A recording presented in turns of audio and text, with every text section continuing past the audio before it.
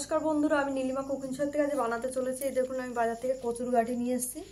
এই কচুর গাঠি আর আলু দিয়ে আমি পাতলা মাছের ঝোল বানাবো। কি করে বানাচ্ছি, আর এই যে মাছ, রুই মাছ দিয়ে, আর সঙ্গে খাবার সময় এই যে লেবুর রস দেবো 2-1 ফোঁটা। হেভি টেস্ট লাগে পাতলা মাছের ঝোলের সঙ্গে, দারুণ খেতে হয়, খুব সুস্বাদু হয়। আমাদের বাড়িতে এই কচুর তরকারিটা তোমাদের দাদা ভাইরা খেতে খুব ভালোবাসে। সেই দাদা ভাইয়ের জন্যই বানানো। অ্যাকচুয়ালি দাদা ভাই মাছের ঝোল খুব খেতে ভালোবাসে কচুর গাঠি।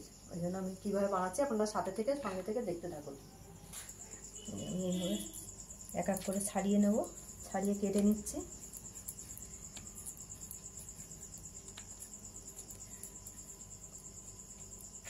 এই যে আমি এইভাবে কচুর গাঠিটা পুরো ছাড়িয়ে কেটে দেবো। আর এর সঙ্গে এই আলু 3টেও দিয়ে দেবো পাতলা করে।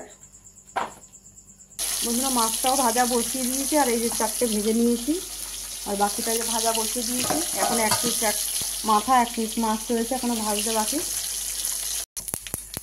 বন্ধুরা, গোটা জিরা ফোড়ন দিয়ে দিলাম, এই মাছ ভাজা তেলটাতেই দিয়ে দিলাম।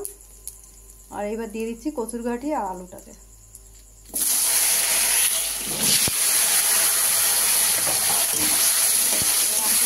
ভাজা ভাজা হয়ে গেলে আবার মশলাটা দেবো। দিয়ে দিচ্ছি আদা বাটা,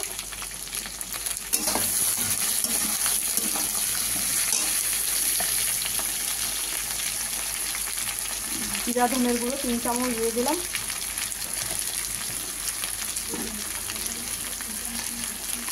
অল্প করে একটু লঙ্কার গুঁড়ো দিয়ে দিলাম, আর কাঁচা লঙ্কা দেবো বাকি।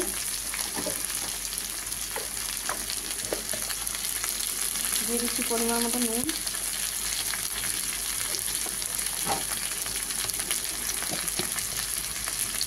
দিয়ে দিলাম পরিমাণ মতো হলুদ গুঁড়ো। দিয়ে আমি এটাকে আস্তে আস্তে ভালো করে কষে নেব। হয়ে গেছে কষানো, এবার দিয়ে দিচ্ছি জল, আর একটু দেবো, দিয়ে দিচ্ছি আর একটু ঝোল। হয়ে গেছে, এবার দিয়ে দিচ্ছি ঢাকা, দিয়ে দিচ্ছি মাছগুলো এক এক করে। ঝোলটা ফুটে গেছে,